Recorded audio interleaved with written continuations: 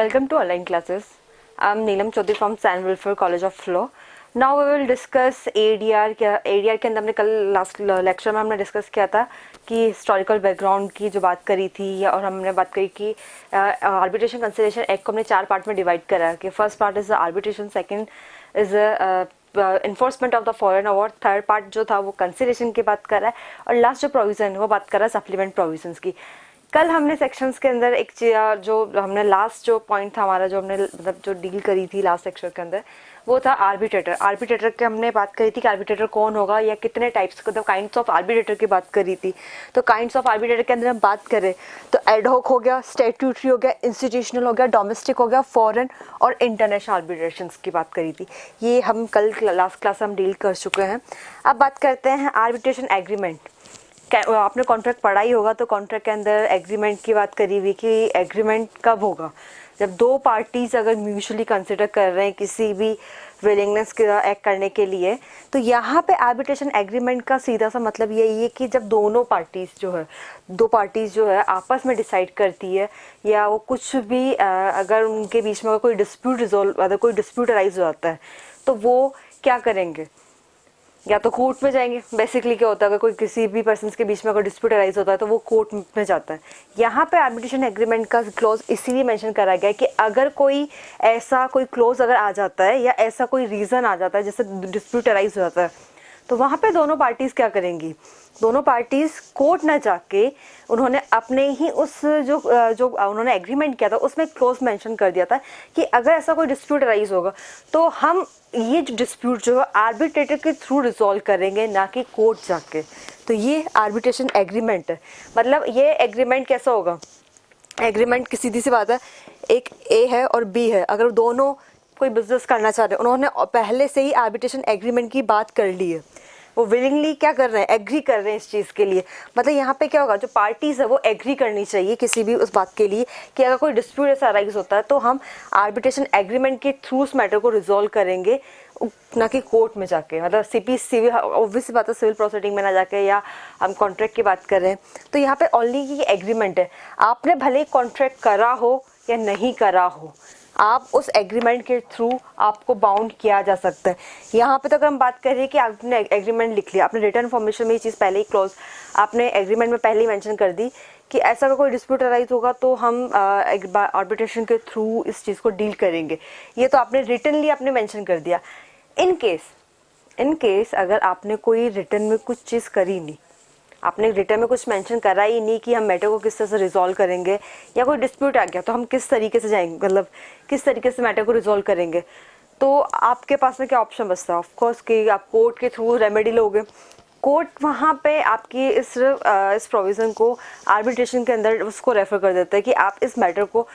Arbitration के through भी क्या कर सकते हो, रिजॉल्व कर सकते हो। जैसे अगर हम बात करें जहाँ पे ब्रीच ऑफ ड्यूटी भी हो गई तो वो भी क्लोज क्या आप कंसिडर किया जाएगा, वो आर्बिट्रेशन के थ्रू उसको रिजॉल्व किया जा सकता है। या रिकवरी ऑफ सूट हो गया, अगर मान लीजिए किसी ने सूट फाइल करा है रिकवरी के लिए, और मान लीजिए आप कोई मान नहीं रहा है, ए और बी है, ए ने बी के अगेंस्ट में रिकवरी के लिए कोई केस फाइल कर रहा है, वो अगर वो चाहे कोर्ट के अंदर तो ऑब्वियसली सिविल सूट तो होगा ही होगा, पर कोर्ट क्या करेगी, आर्बिट्रेशन क्लोज के अंदर उसको रेफर कर देगी कि ये मैटर ऐसा है कि आप इसको बाहर भी रिजॉल्व कर सकते हो। वहाँ पे फिर कोर्ट किसी को ऑथोराइज कर देगी। अगर आप एग्री नहीं कर रहे हो किसी से कि नहीं मैं तो नहीं मानता, या मुझे नहीं पता, मुझे ट्रस्ट नहीं है किसी पे, तो वहाँ पे फिर कोर्ट पर्टिकुलर किसी पर्सन को, थर्ड पर्सन को ऑथोराइज करेगी आपका आर्बिट्रेटर अपॉइंट करने के लिए। अब बात करें आर्बिट्रेशन एग्रीमेंट में रिटर्न फॉर्मेशन में होगा। अगर हम बात करें तो यहाँ पे जो आर्बिट्रेशन एग्रीमेंट है, जो फर्स्ट क्लॉज जो बोल रहा है कि जितने भी डिस्प्यूट्स होंगे वो आर्बिट्रेशन एग्रीमेंट में सबमिट होंगे। मतलब अगर आपका कोई भी अगर ऐसा कोई डिस्प्यूट अराइज होता है या कोई भी मैटर अराइज हो जाता है तो वो डिस्प्यूट कहाँ रिजॉल्व होंगे, आर्बिट्रेशन एग्रीमेंट के थ्रू होंगे। मतलब मान लीजिए ये ए और बी है, इन्होंने सी पर्सन को एज अ आर्बिट्रेटर अपॉइंट कर दिया, तो जो फिर सही सी जो है मतलब ये सोल आर्बिट्रेटर कहलाएगा कि सोल आर्बिट्रेटर ने जो भी अगर फिर डिसीजन दे दिया जिसके फेवर में भी, फिर वो बाइंडिंग होगा, मतलब वो फुल एंड फाइनल होगा। फिर वो आप उसके डिसीजन से आप बाउंड होंगे कि उन्होंने जो बोला है या जो वो कंसिडर कर रहे हैं या जो बोल रहे हैं आपको मानना पड़ेगा।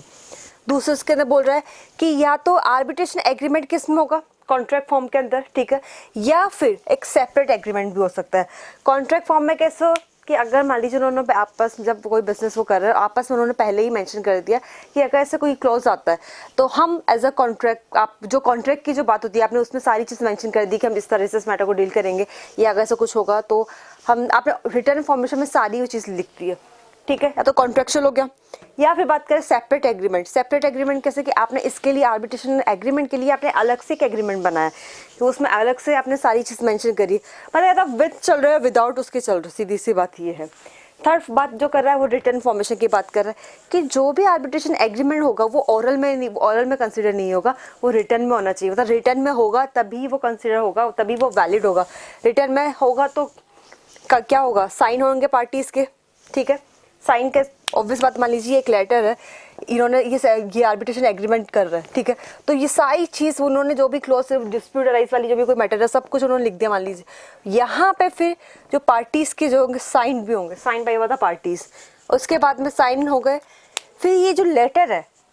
जो आर्बिट्रेशन एग्रीमेंट की जो बात करिए, लेटर्स को एक्सचेंज किया जाएगा। एक्सचेंज किस तरीके से होगा कि एक्सचेंज होगा बाय कम्युनिकेशन से या टेली कम्युनिकेशन से या लेटर से, किसी भी अदर जो भी अदर जो भी हम बोल सकते हैं जो टेली कम्युनिकेशन से जिस तरीके से भी आप वो कन्वे कर सकते हो, तो वो सब क्या कहलाएंगे, आर्बिट्रेशन एग्रीमेंट के अंदर आएगा। आर्बिट्रेशन एग्रीमेंट सीधी सी ये बात है कि कोई डिस्प्यूट अराइज हो रहा है, आपको चांसेस हैं, आपको लगता है कि ऐसा कुछ प्रोविजंस आ सकता है, तो आपने पहले ही रिटर्न इन्फॉर्मेशन में चीज़ मेंशन कर दी कि हम इस मैटर को इस तरह से डील करेंगे या इस डिस्प्यूट को इस तरह से रिजोल्व करेंगे। तो आपने मतलब पहले ही मेंशन कर दिया है कि हम ये कोर्ट में ना जाके आर्बिट्रेटर के पास में जाएंगे, तो वो आर्बिट्रेशन एग्रीमेंट होगा। और उस जब आप साइन कर रहे हो, रिटर्न में आप दे रहे हो, फिर साइन कर रहे हो, तो आप उस साइन करने के बाद आप बाउंड होंगे उस चीज़ से जिस लेटर पे आपने साइन किया है। अब इसके अंदर एक और चीज़ है, आप ले सकते हो, अगर हम बात करें रिकवरी ऑफ द सूट की बात कर सकते हैं कि वो क्या है, रिकवरी ऑफ सूट के लिए अगर कोई सूट फाइल कर रहा है मतलब, तो वहाँ पे भी आर्बिट्रेशन एग्रीमेंट क्लोज एप्लीकेबल हो सकता है। या फिर अगर हम बात करें डॉक्टर और पेशेंट के रिलेशंस की अगर हम बात कर रहे हो वहाँ पे, या फिर एडवोकेट और उसके क्लाइंट के बीच का जो रिलेशन है वो भी क्या एक तरह से आर्बिट्रेशन एग्रीमेंट के अंदर ही आता है। वहाँ पे इन लोगों के बीच में कोई कॉन्ट्रैक्ट नहीं होता है। आप देखोगे कि अगर हम एडवोकेट और क्लाइंट की अगर बात लें तो उनके बीच में ऐसा कोई एग्रीमेंट नहीं होता, but still they are bound कि वो आपकी जो भी इंफॉर्मेशन है वो कॉन्फिडेंशियली रखेंगे या किसी को कन्वे नहीं करेंगे, या उसके हिसाब से अगर मान लीजिए एडवोकेट का क्लाइंट का अगर हम ये बात लें, अगर एडवोकेट आपकी जो भी इंफॉर्मेशन है अगर किसी और को कन्वे कर देते हैं तो आप उनको आर्बिट्रेशन एग्रीमेंट के थ्रू उनको बाउंड कर सकते हैं। हम एडवोकेट एक्ट के अकॉर्डिंग भी उनको बाउंड करेंगे ऑब्वियस बात है, बट यहाँ पे भी आप उनसे इस बात का डैमेजेस ले सकते हो। ये एक तरह से ये है कि चीज़ क्या है, कॉन्ट्रैक्चुअल नहीं हुई, एक तरह से ऑटोमेटिकली सेपरेट एग्रीमेंट कि हाँ एकदम सेपरेट एग्रीमेंट है ये। अब इसके एक्सेप्शंस है कि जो आर्बिट्रेशन एग्रीमेंट जो बन रहा है, आर्बिट्रेशन एग्रीमेंट आपने क्लोज जो मेंशन करा है कि अब मान लीजिए कि उस कब वो आर्बिट्रेशन एग्रीमेंट मतलब उसकी ज़रूरत ही नहीं है, या वो कब इनवैलिड होगा, वो वॉइड कब होगा कि मतलब आर्बिट्रेशन एग्रीमेंट को कंसिडर ही नहीं किया जाएगा। तो पहली बात की अगर मान लीजिए आपने स्टार्टिंग से क्या करा है, वॉइड एग्रीमेंट मेंशन कर दिया है, वॉइड एग्रीमेंट है तो वॉइड एग्रीमेंट तो ऑलरेडी अगेंस्ट लॉ चला गया तो वो वैलिड नहीं होगा। या फिर कोई इलीगल या अगेंस्ट पब्लिक पॉलिसी के आप कुछ काम कर रहे हो तो वहाँ पे आप आर्बिट्रेशन एग्रीमेंट के थ्रू उसको बाउंड नहीं कर सकते हो।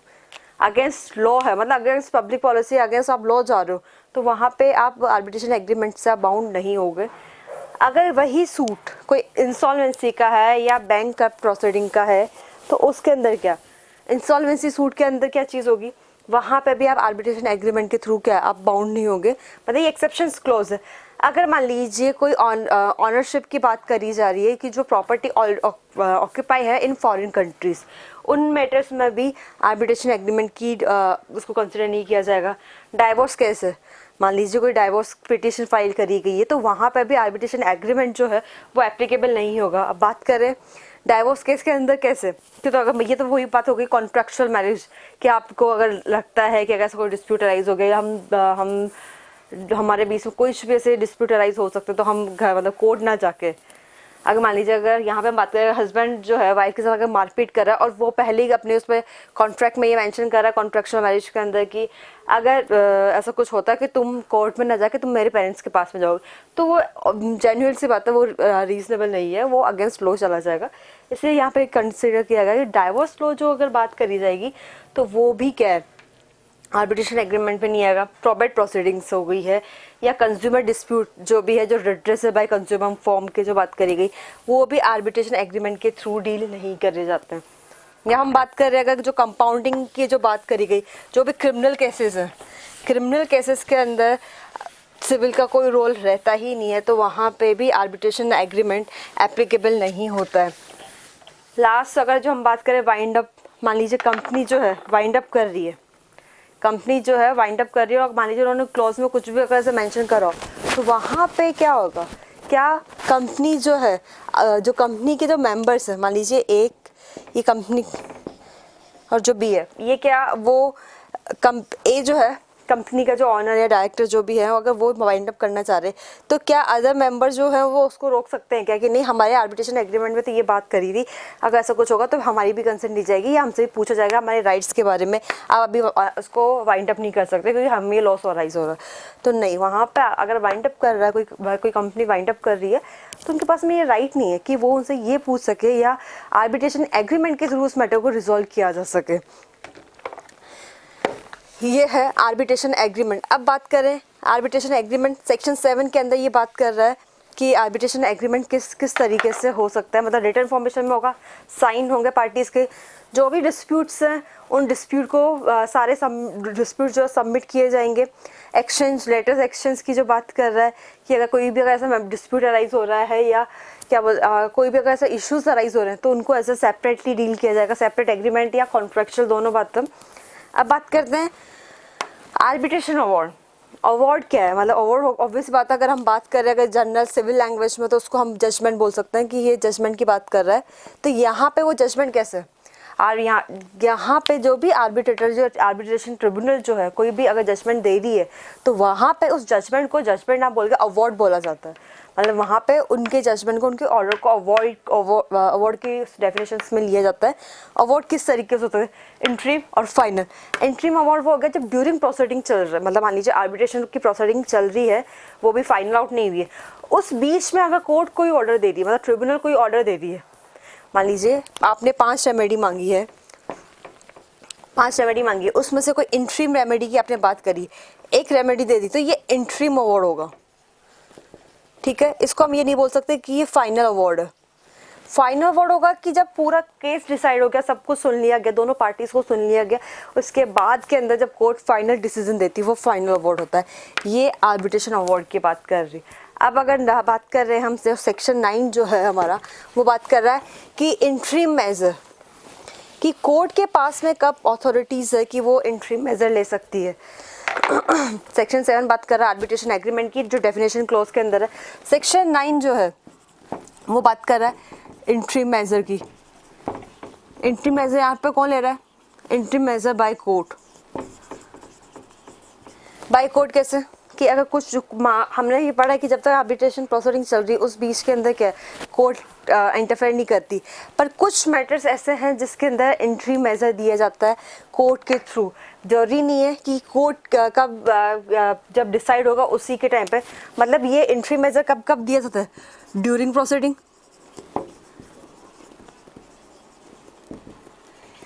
या फिर आफ्टर प्रोसीडिंग।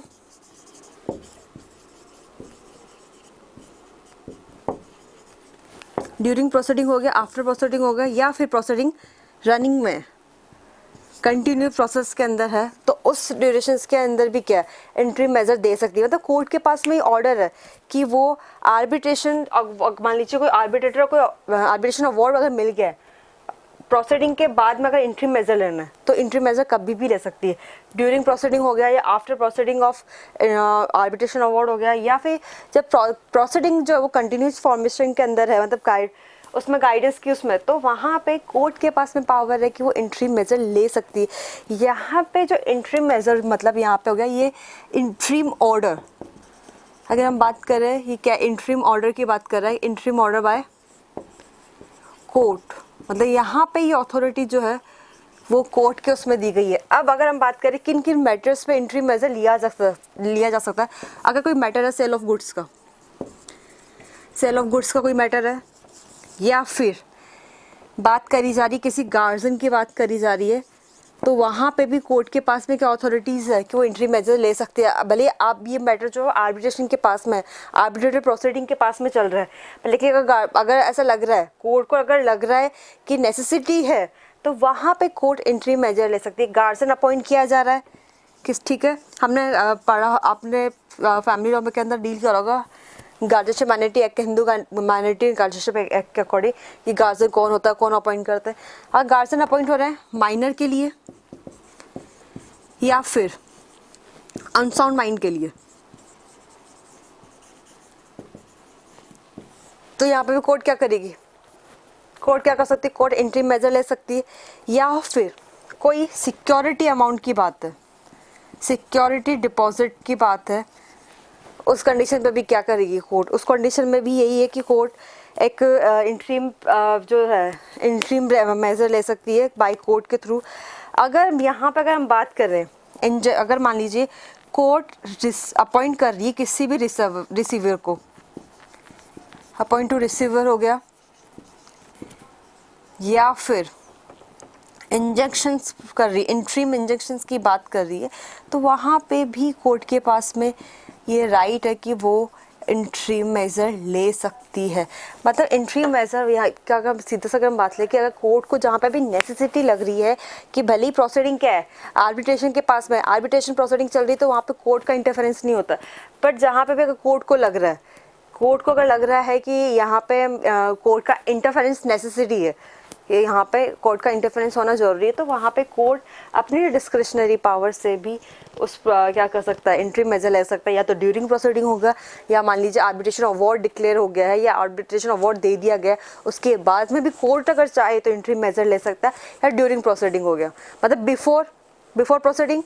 ड्यूरिंग प्रोसीडिंग और आफ्टर प्रोसीडिंग, तीनों कंडीशन में। ऐसा नहीं है कि सिर्फ बिफोर प्रोसीडिंग हो सकता है या आफ्टर प्रोसीडिंग हो सकता है, तीनों कंडीशन के अंदर क्या कर सकती है कोर्ट जो इंट्री मेजर ले सकती है। अब कोर्ट किन किन मैटर्स में रहेगी, अगर सेल ऑफ गुड्स का कोई मैटर हो गया, या गार्जियन अपॉइंटेड करना है कि वेलफेयर ऑफ द माइनर के लिए, मतलब माइनर के बेनिफिट्स की बात करी जा रही है, अनसाउंड माइंड कोई पर्सन है उसके बेनिफिट्स की बात करी जा रही है, या कोई सिक्योरिटी अमाउंट्स की बात है, या कोई अब कोर्ट जो है किसी उसको अपॉइंट कर रही है, अपॉइंटमेंट कर रही है किसी भी रिसीवर को, या फिर इंट्रीम इंजेक्शन जो सीपीसी के हिसाब से, ये एक्चुअली सीपीसी के हिसाब से अगर कोई वहाँ पे कोर्ट को अगर लग रहा है कि यहाँ पे इंट्रीम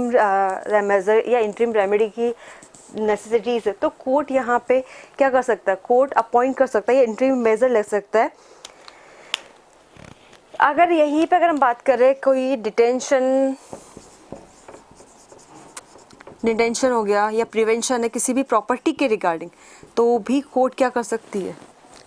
कोर्ट जो है वो इंट्री मेजर ले सकता है। तो ये कुछ एक्सेप्शंस हैं, सेक्शन 36 के एक्सेप्शंस हैं। ये सेक्शन 36 जो है इसका जो बात करता है आर्बिट्रेशन अवार्ड की, जो हमने भी बात करी थी, आर्बिट्रेशन अवार्ड क्या है वो 36 है, उसी का एक आप ये बोल सकते हैं इसका एक्सेप्शंस कहाँ पे है, तो उसका एक्सेप्शन इंट्री मेजर के अंदर, वहाँ पे आर्बिट्रेशन अवार्ड के अंदर क्या वो फुली एंड फाइनल है, बाइंडिंग फोर्सेबल है, बट वहाँ पे उसका एक्सेप्शन क्या हो गया कि आपका आर्बिट्रेशन अवार्ड जो है वो डिक्लेयर हो गया, उसके बाद भी अगर कोर्ट को लग रहा है तो वो इंट्री मेजर कब ले सकती है, कहाँ ले सकती है, तो ये चीज़ ये इसके अंदर है। ये सेक्शन 9 है। सेक्शन 10 के अंदर जो बात कर रहा है, सेक्शन 10 जो है वो बात कर रहा है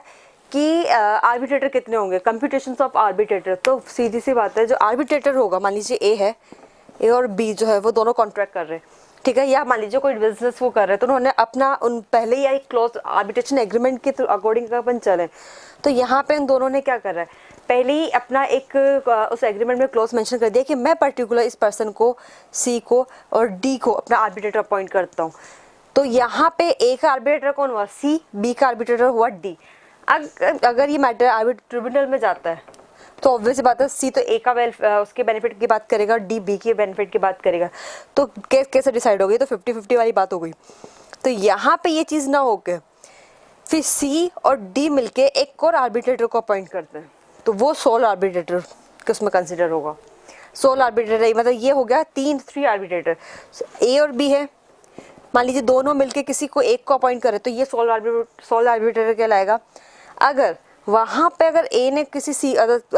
और पर्सन को अपॉइंट कर रहा है, बी किसी और को अपॉइंट कर रहा है, तो ये दोनों जो आर्बिट्रेटर्स है वो किसी थर्ड पर्सन को अपॉइंट करेंगे तो ये आर्बिट्रेटर होगा। द कंप्यूटेशंस ऑफ आर्बिट्रेटर, यहाँ पे पार्टीज जो है वो फ्री ऑफ द चॉइस होती है, उनकी चॉइस होती है कि वो किस तरीके से किसी भी आर्बिट्रेटर को अपॉइंट कर सकते हैं। अगर उनको लग रहा है कि उनके बेनिफिट्स की अगर बात करी जा रही तो वो यहाँ पे किसी भी पर्सन को क्या कर सकती है, ऑथराइज कर सकती है, अपॉइंट कर सकती है उनके बिहाफ पे। जो जजमेंट दिया जाएगा, जो ट्रिब्यूनल के थ्रू जो जजमेंट होगा वो नेचुरल जस्टिस के उसमें होगा, फेयर, जो हम बात कर सकते हैं फेयर जजमेंट की बात कर रहे हैं। तो ये सेक्शन 10 है, कंप्यूटेशंस की जो बात करी गई है। Thank you so much.